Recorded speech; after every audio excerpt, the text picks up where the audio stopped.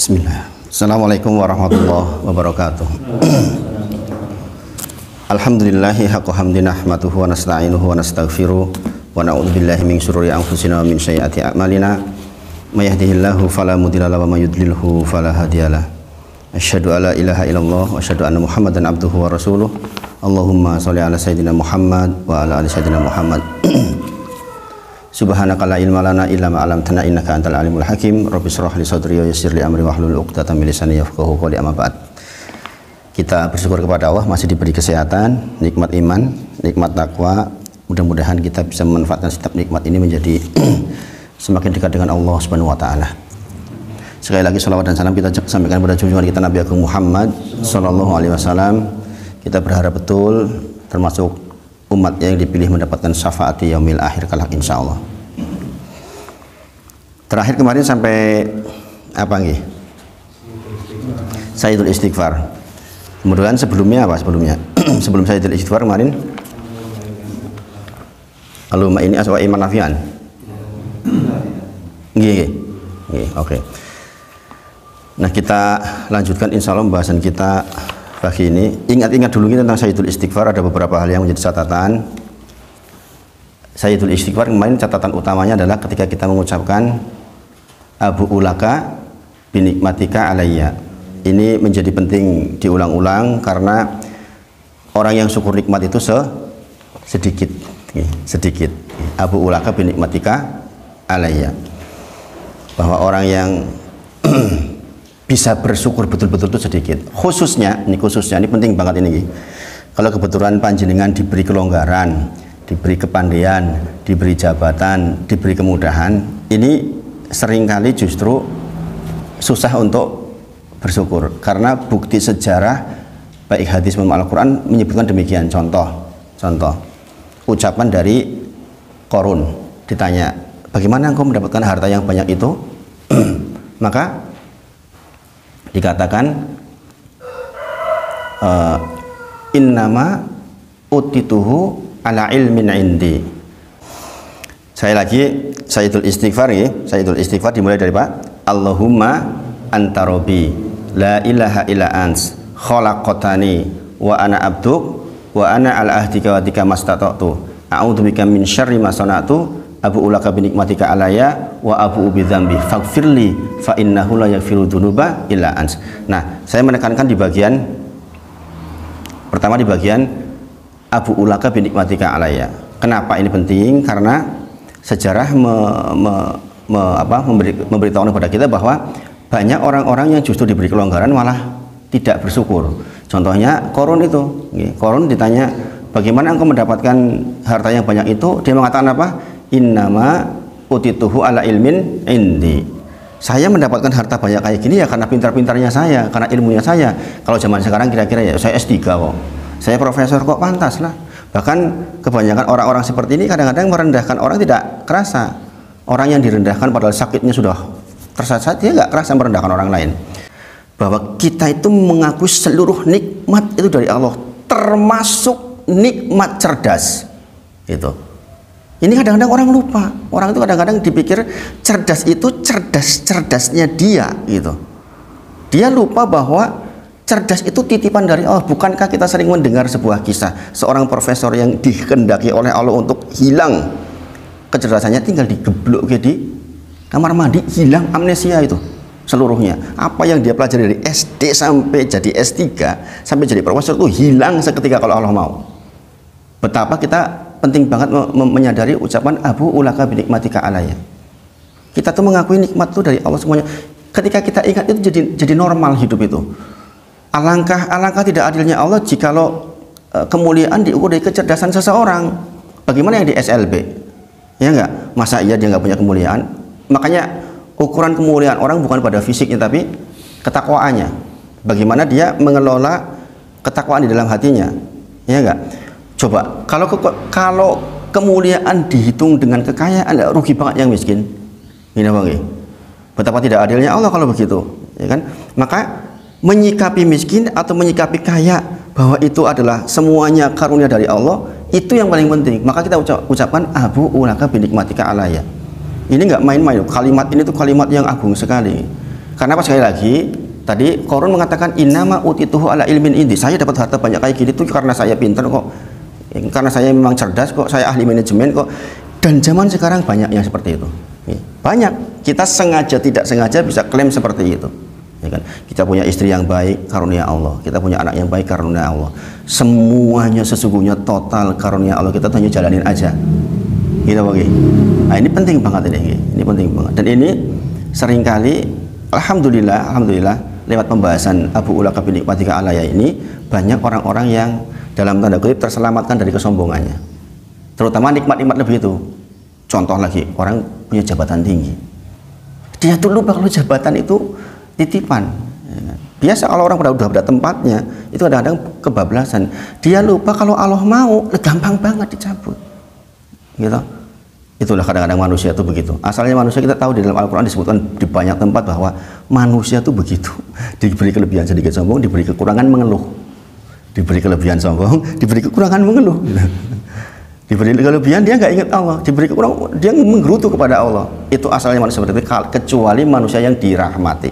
Maka kita ingin menjadi manusia yang dirahmati. Itu poin di dalam salah satu poin di dalam Sayyidul Istighfar yang perlu kita tanam betul di dalam diri kita masing-masing agar kita terhindar dari berbagai macam kesombongan. Nah, itu tadi yang 3 orang itu, dia mengatakan saya merasa buntung sebelum meninggal, saya sudah dihancurkan bagian itunya. Kemudian Abu Ubi Dzambi kemarin apa? Abu Ubi Dzambi adalah, ya Allah, saya memikul dosa yang saya juga benci dengan dosa itu. Contohnya orang yang masih ngerokok misalnya, kebetulan ketua takmirnya masih ngerokok, wow, itu kereta banget itu. Akrab dengan saya, akrab banget. Saya katakan Mr. X, dia masih ngerokok, tapi kalau ditanya ngerokok kira-kira bagus apa enggak, jawabannya pasti enggak. Iyalah Ustaz, enggak lah gitu, jangan tiru gitu kan. MUI mengatakan haram, Muhammadiyah mengatakan haram, Al-Azhar mengatakan haram, NU makruh. NU itu makruh untuk ngerokok. Kenapa makruh? Enak. Orang ditanya kenapa masih ngerokok, nek orang ngerokok kecut, ya enggak gitu. Kebanyakan kan begitu kalau ditanya, wah nek bermad jarong Cilacap, nek bermad yang orang ngerokok ya kecut retung lah. Kan begitu biasanya gitu. Itu seperti itu. Maka kemudian dia masih ngerokok, tapi dia tahu, saya yakin tahu persis bahwa ada fatwa itu, bahkan sampai Agim itu menggambarkan gimana, karena memang rokok itu enak, kenapa nggak dikunyah aja, gitu. Kenapa kok disebal-sebul toh, ya, dinikmati apanya gitu. Tapi ya begitulah, sesuatu yang diliputi setan itu sedemikiannya gitu. Maka kita mengucapkan Abu Ubi Dzambi, ya Allah, saya itu melakukan dosa yang saya juga benci dengan dosa itu, tapi berulang lagi itu. Orang yang kena riba, coba dengan perhatikan, orang kena riba itu tahu loh bahwa riba itu nggak boleh, itu tahu, haram hukumnya tahu kebanyakan, ini mampu meninggalkan, karena kadang-kadang karena alasan, dan nanti kalau saya nggak kerja di sini terus kerja di mana? Saya punya teman-teman hijrah itu nggak sedikit, ada yang, tapi masya Allah, ada yang sampai hari itu nggak punya pekerjaan, sampai hari ini nggak punya pekerjaan, kerjaannya cuma sholat di masjid, ngopeni anak 2 gitu, istrinya yang kerja kebetulan sekarang masih seperti itu. Orang menderita banget, laki-laki seperti itu kan menderita banget. Tapi masya Allah, di tengah-tengah situasi seperti itu, dia justru bisa beli rumah 1, beli rumah 2. Dulu waktu di bank enggak, padahal gajinya lumayan besar. Nah, orang-orang seperti ini, orang-orang sebenarnya tahu kan bahwa itu keliru, tapi ya balik lagi. Maka Rasulullah kasih solusi dengan Abu Ubi Dzambi. Bukan jadi solusi, wah aku wis kondo Abu Ubi Dzambi berarti ora apa-apa, aku kayak ngono, bukan. Ketika kita mengatakan Abu Ubi Dzambi, kita lagi ingin, ya Allah tolong kurangi dikit-dikit, kurangi sampai akhirnya enggak. Itu maksudnya. Penting nggak Sayyidul Istighfar? Penting banget tuh. Penting banget, Sayyidul Istighfar penting banget. Makanya dikatakan Sayyidnya Istighfar, pemimpinnya para istighfar, karena memang demikian. Masya Allah. Saya katakan di YouTube masih sedikit yang bahas ini, Bapak Sedoyo. Bahas Sayyidul Istighfar dengan detail seperti ini saya lihat di YouTube masih sedikit. Maka mudah-mudahan jenengan termasuk yang mendapatkan keberkahan dari pembahasan kita ini, insya Allah. Kemudian kita sekarang melanjutkan ke dzikir berikutnya. Allahumma inni as'alukal afa wal afiyah fi dunya wal akhirah. Ini pembahasan saya terakhir di Masjid Gunung Sempu juga yang ini. Coba jangan baca Mas, salah satunya mau dibaca. Allahumma inni as'alukal afwa wal afiyah. Itu masih di awal-awal itu. Allahumma inni as'alukal afwa wal afiyah fid dunya wal akhirah. Allahumma inni as'alukal afwa wal afiyah fi dini wad dunya wal akhirah. Allahumma salli ala Muhammad wa ali Allahumma fasli min bayni yadayhi wa min khalfi wa an yamini wa an shimali wa min fawqi wa a'udzu bi azamatika an ubtala min tahti. Masya Allah. Allahumma inni as'alukal afwa wal afiyah fi dunya wal akhirah. Allahumma inni as'alukal afwa wal afiyah fi dini wa dunyaya wa ahli wa mali. Allahumma astur aurati wa amin ra'ati. Allahumma fadni min baini yadayya wa min khalfi wa an yamini wa an shimali wa min fawqi wa a'udzu bi azmatika an ukhtala min tahti. Nah, ini zikir yang sangat penting. Jangan ingat-ingat ini bagian ini, penting banget. Jangan perhatikan ini, kemudian jangan amalkan. Doa antara adzan dan iqamah yang marfu sampai ke Rasulullah, marfu sampai ke Rasulullah. Sekali lagi, doa antara adzan dan iqamah yang doa saat itu nggak tertolak, kita tahu nggih. Waktu di mana doa tidak tertolak pasti diterima oleh Allah adalah waktu antara adzan dan iqamah. Inilah pentingnya persiapan menuju masjid. Inilah pentingnya persiapan menuju masjid. Supaya kita ketika antara adzan dan iqamah udah nunggu sebelumnya dan kita siap-siap berdoa tuh. Dan doa yang marfu diantaranya adalah doa Allahumma inni as'aluka afiyata fid dunya wal akhirah. Itu doanya salah satu yang jenengan boleh berdoa apa saja untuk kebaikan istri, kebaikan anak, kebaikan ekonomi, macam-macam silahkan karena tidak ditolak. Tetapi doa yang sampai ke Rasulullah terkait dengan antara adzan dan iqamah adalah doa Allahumma inni as'aluka afiyata fid dunya wal akhirah. Ya Allah, sesungguhnya saya minta kepadamu afiyah di dunia dan di akhirat. Nah, ini redaksinya sama. Allahumma inni as'alukal afwa wal afiyah fi dunya wal akhirah. Hafal nggih? Hafal nggih? Allahumma ini, Allahumma ya Allah, ini sesungguhnya aku as'aluka minta kepadamu afiyata fi dunya wal akhirah. Di sini redaksinya ada afwa. Afwa itu permohonan maaf, ampunan. Nah, saya akan mendalami kepada untuk panjenengan itu bagian yang afiyahnya. Afiyah itu. Rasulullah menyampaikan, tidaklah Allah lebih mencintai permintaan seorang hamba kepada Rabb-nya dibandingkan seorang hamba meminta afiyah. Sekali lagi, tidaklah Allah lebih mencintai seorang hamba yang meminta kepadanya dibandingkan seseorang hamba meminta afiyah. Berarti afiyah itu dahsyat sekali, enggak? Sampai-sampai Allah menyampaikan bahwa nggak ada yang lebih dicintai oleh Allah dibandingkan seseorang meminta kepada Allah afiyah. Pertanyaannya, jadi kan mesti berpikir, kok iso yo?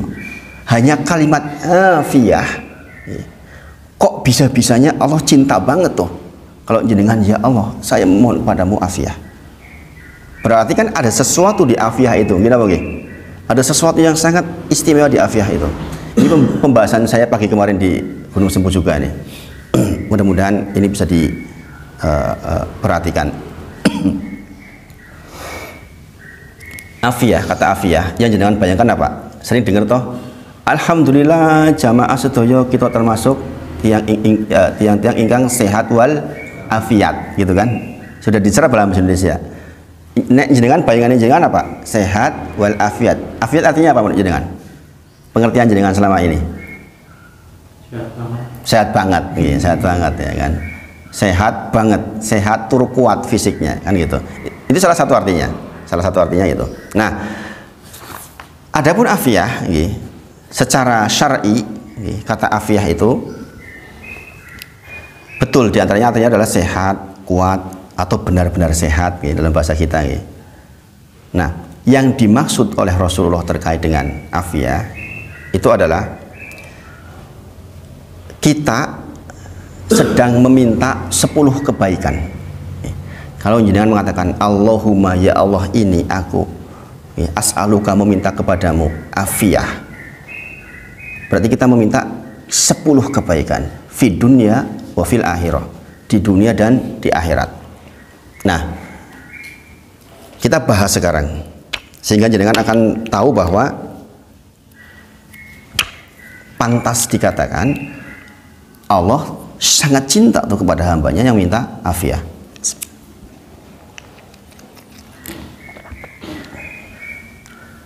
Seseorang mengatakan Allahumma inni as'alukal afwa wal afiyah, minta afiah berarti sedang minta dimudahkan di dalam ilmu. 5 di dunia, 5 di akhirat. 5 yang di dunia, yang pertama adalah dimudahkan di dalam ilmu. Coba kalau jenengan balik lagi ke zaman masa kuliah atau zaman SMP atau zaman pendidikan lah, ada mungkin teman-teman kita yang sibuknya sama dengan kita, belajarnya sama dengan kita, beban pelajarannya sama dengan kita, SKS-nya sama dengan kita, tetapi kok dia bisa sambil melakukan hal yang lain. Di angkatan saya kebetulan seperti itu dulu, banyak nih. Kalau dengan lihat Ustadz Amin Nurbait, Ustadz Firanda, Ustadz Abdullah Roy, ya kan, Ustadz Abdul Tuasikal, itu kan produksi teknik UGM semua itu. Ustadz Afifi itu dulu dari kedokteran gigi. Pertanyaannya, sama-sama mahasiswa dengan beban yang sama, kenapa kok mereka kemudian berlipat-lipat ilmu agamanya? Ya enggak? Itu karena mereka mendapatkan afiah dari Allah. Bisa jadi mereka sudah mengenali zikir ini sejak dulu. Allahumma inni as'alukal afiyah fi dunya wal akhirah. Karena orang-orang yang minta afiah, dia akan dimudahkan dengan ilmu. Jenengan yang sama di kantor, sama beban kerjanya, tapi ada yang hanya hidup sibuk seperti itu, boro-boro ngaji itu, boro-boro ngaji. Sementara mungkin banyak orang-orang yang seminggu bisa ngaji 1, 2, 3 kali. Ketika kita minta afiah, kita sedang minta kepada Allah dimudahkan di dalam ilmu. Masya Allah, pantas nih Allah lebih mencintai seseorang hamba dibandingkan Allah akan sangat mencintai seorang hamba ketika minta afiah. Karena memang yang diminta adalah salah satunya ilmu. Kita dimudahkan dalam ilmu, dimudahkan di dalam bermajelis, ketemu guru yang baik, kemudian ketemu majelis yang baik. Itu afiah. Jadi Masya Allah nih, kalimat sedikit afiah tapi Masya Allah artinya. Yang kedua, kebaikan dunia yang kedua yang sedang kita minta ketika kita mengucapkan Allahumma inni as'aluka afiyah fi dunya wal akhirah adalah agar kita dimudahkan oleh Allah di dalam ibadah. Masya Allah. Kita tahu nih, konsekuensi ilmu itu mengamalkan, konsekuensi ilmu itu beribadah dengan ilmu itu. Ini apa nih? Di usul salasa kita masih ingat, orang yang punya ilmu nggak mau beramal namanya apa? Surat Al-Fatihah, Al-Maghdub alaihim ghairil maghdubi alaihim, dan jangan masuk kepada golongan orang-orang yang Al-Maghdub alaihim. Yakin ada orang-orang yang diberi ilmu tapi jadi ilmu nggak mau beramal. Ketahuilah besok yang ditimbang itu amal bukan ilmu. Meskipun ilmu menjadi dasarnya amal, tetapi ketahuilah yang ditimbang itu amalnya, bukan kita taunya, tapi kita mengamalkan pengetahuan itu. Ini kita benar-benar minta kepada Allah dengan afiah. Kita tahu tahajud itu baik, tapi kan tegak tahajud itu nggak gampang. Ini apa nggih? Tahajud 1 jam itu nggak gampang. Terlebih kalau yang kesibukannya luar biasa. Kita tahu sholat duha itu bagus, tapi tegak sholat duha 8 rakaat itu juga nggak gampang. Kita tahu Senin Kemis itu bagus, tapi menegakkan sunnah Senin Kemis juga tidak gampang. Maka ketika seseorang mengatakan Allahumma inni as'aluka afiyata fid dunya wal akhirah, sungguh kita sedang minta kepada Allah agar dimudahkan di dalam ibadah. Dan ini inti kita diciptakan, gitu. Surah Ad-Dariyat surat 51 ayat 56. Wa ma khalaqtul jinna wal insa illa liya'budun. Tidaklah kita diciptakan memang kecuali hanya untuk ibadah saja, bukan yang lain. Maka sangat relevan dikatakan permintaan afiah itu dengan apa yang Allah cintai kepada hambanya, karena dia sedang minta intinya kehidupan ini kita diciptakan memang untuk ibadah, Maka ketika kita minta afiah, kita sedang minta pertolongan dari Allah agar dimudahkan di dalam ibadah. Itu yang kedua. Jadi Masya Allah, Rasulullah itu kalau mengajarkan kepada kita tuh singkat tapi padat kandungannya. Jadi nanti setelah belajar ini kan beda mengatakan afiah, di belakang kita sudah ada apa? Di pikiran kita maksudnya sudah ada 10 ini. Kalau jangan nggak belajar, oh foto afiah ini apa nggih? Maka penting nggak berbelajar itu penting banget tuh, penting banget. Masya Allah penting banget. Yang ketiga, seseorang yang mengucapkan Allahumma inni as'aluka al-afiyata fid dunya wal akhirah. Para ulama menyebutkan ini dari hadis Rasulullah adalah kita sedang minta rizki yang halal, rizki yang halal, ilmu, kemudian amal, kemudian kita ingin punya kecukupan rizki di dalam ilmu dan amal itu. Seperti ini kita butuh waktu, air harus diberi dengan rizki yang halal, masukin ke pondok mas harus dengan rizki yang halal. Maka ketika kita minta afiah, kita lagi minta kecukupan rezeki yang halal dari Allah Subhanahu wa taala. Tak terbantahkan memang kebutuhan kita di dunia memang harus dengan salah satunya adalah harta. Maka kita minta afiah berarti kita sedang minta usaha kita berjalan, customer kita puas, ya kan? Kalau yang di kantor ya pekerjaannya maksimal, optimum, bagus, ya kan? Maka permintaan afiah ini sungguh dahsyat luar biasa. Ada apa mewah zaman sekarang? Lah mas, sing halal, sing haram beangel. Pernah dengar seperti itu? Ya kan? Coba bayangin. Kita minta afiah itu dalam rangka jangan sampai kayak gitu tuh pemikirannya. Karena itu mafhum di masyarakat sekarang, lah sing halal, sing haram ya rebutan angel pol-polan gitu. Bayangin, sampai itu masuk ke dalam pikiran orang. Maka permintaan Allahumma ini as'alukal afiyata fid dunya wal akhirah terhindar dari yang sedemikian. Kita benar-benar pengen rezeki yang barokah. Mungkin kalau ditarik ke belakang, mungkin saya dulu sudah sering mengamalkan ini walaupun belum tahu seperti ini. Mungkin itu yang membuat Allah takdirkan punya kekuatan untuk hijrah. Wallahu alam. Ya. Karena permintaan afiah itu Allah akan pandu. Kalau kita ikhlas betul mintanya, nanti Allah akan pandu. Dengan yaitu bertemu dengan orang-orang yang memungkinkan, bertemu dengan situasi yang mungkin. Nggak kebayang saya dulu mau bisnis batik loh, nggak kebayang sama sekali. Saya nggak punya basic sama sekali batik. Kenapa saya harus ketemu batik? Wah, masya Allah. Dari bisnis perumahan, kemudian sempat bisnis makanan sedikit ya istri. Bayangin dari bisnis yang satu kali untung 50 juta, 70 juta, harus yang satu kali untung 500 gitu. Itu kalau nggak dipandu sama Allah tuh susah dimengerti itu. Baju juga kan yang ngumpulin sedikit-sedikit kan, nggak gampang loh. Kalau biasa dari yang kecil-kecil ke besar mungkin nggak masalah, tapi kalau biasa sekali transaksi keuntungannya 70, 50, kok kemudian tiba-tiba harus keuntungan 1000, 2000 itu stres kalau nggak dibimbing oleh Allah tuh stres gitu. Iki tekan kapan ngumpul ke 1000 gitu. Itu tentang masalah rezeki yang halal. Saya cerita tentang bahwa sabar-sabarlah kita Bapak Ibu sedoyo, Bapak-bapak sedoyo, ketika kita mungkin pada posisi yang mungkin kayak tadi. Saya kira jenengan nggak sesusah dialah awalnya. Tapi akhirnya kan janji Allah, wal akibatul lil muttaqin. Akhir yang baik selalu bagi orang yang bertakwa. Itu loh janji Allah untuk kita.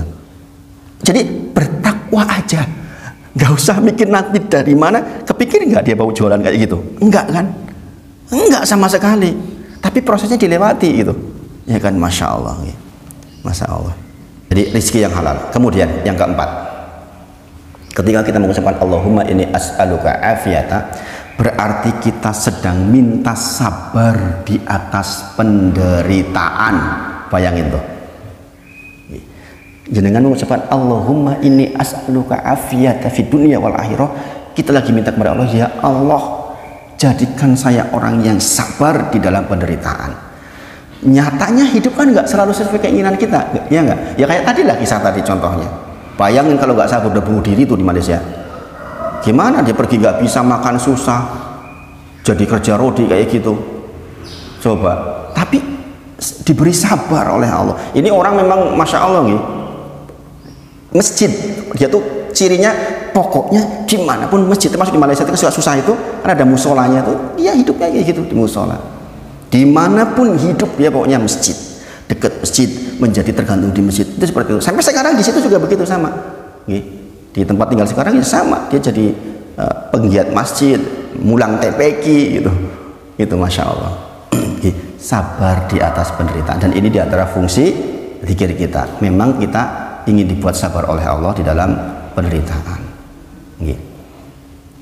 Sebagaimana saya pernah ceritakan ke jenengan, saya punya jamaah yang karirnya bagus, ibunya karirnya bagus sampai pensiun.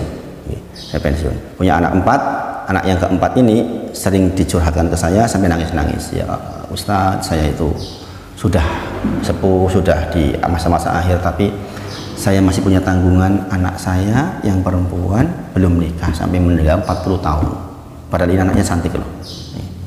Tapi ketakdir seperti itu. Orang tua ketika sudah tua melihat anaknya seperti itu kan sedih banget.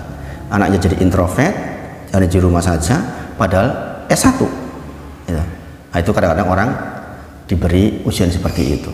Maka dengan zikrullah, dengan alumma ini as'aluka, kita sedang ingin kepada Allah, minta agar dikuatkan di dalam penderitaan, dikuatkan di dalam penderitaan. Adalah keniscayaan Bapak-bapak sedaya. Jadi jangan berpikir bahwa kalau sekarang enak akan enak terus, enggak. Ada masa terus naik turun seperti ini di dalam kehidupan ini, dan itu bentuk kasih sayang Allah kepada kita.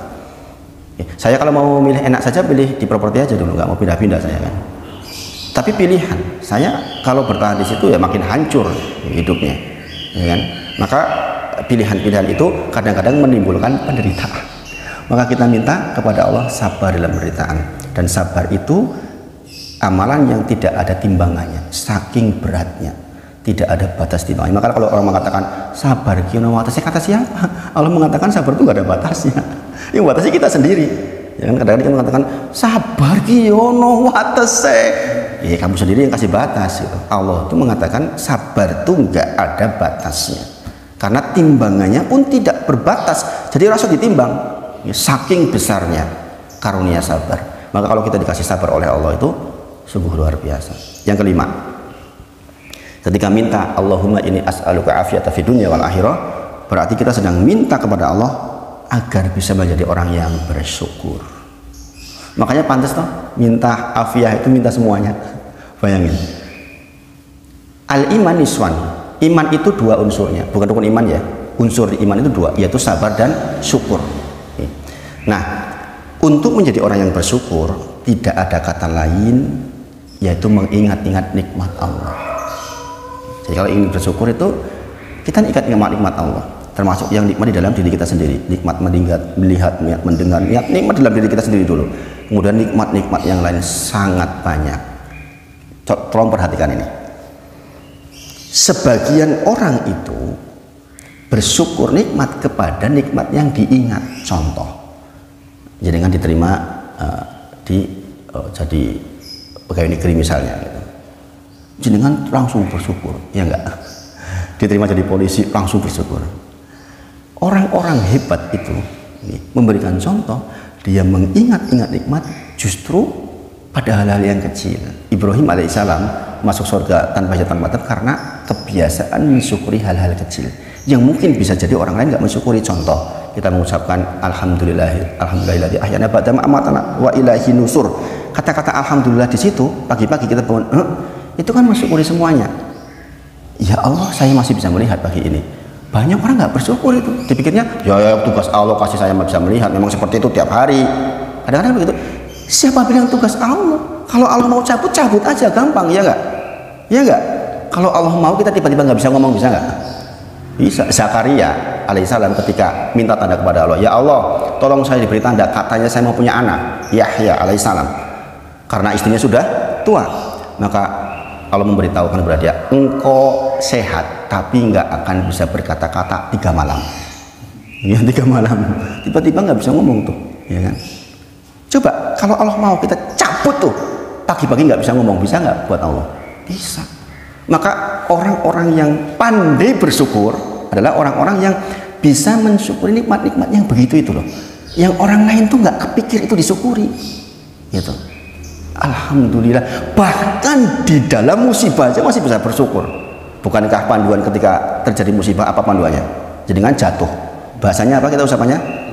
Innalillahi wa inna ilaihi rajiun. Terus alhamdulillahi ala kulli hal. Tuh.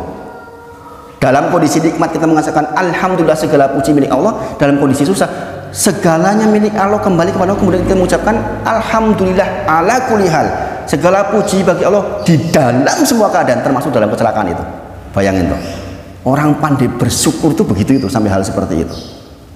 Masya Allah, Masya Allah.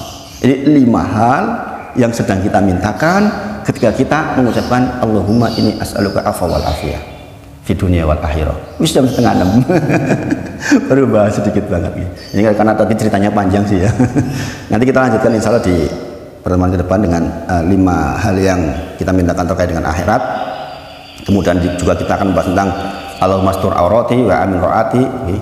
Tadi bacanya kan gimana? Allahumma ini as'aluka al-afa wal afiyah fi dunia wal akhirah. Allahumma ini as'aluka al-afa wal afiyah fi dini, di dalam agama, wa dunia, ya dalam urusan dunia kita, wa ahli, keluarga kita, wa mali, untuk harta kita, ya. Dan seterusnya insya Allah kita bahas di pertemuan berikutnya. Bersabar ya, insya Allah, mudah-mudahan Allah karuniai kita semua dengan kebaikan. Kita tutup dengan kafaratul majelis. Subhanakallahumma wa bihamdika asyhadu an la ilaha illa anta astaghfiruka wa atubu ilaik. Wa akhiru da'wana alhamdulillahirabbil alamin. Assalamualaikum warahmatullahi wabarakatuh.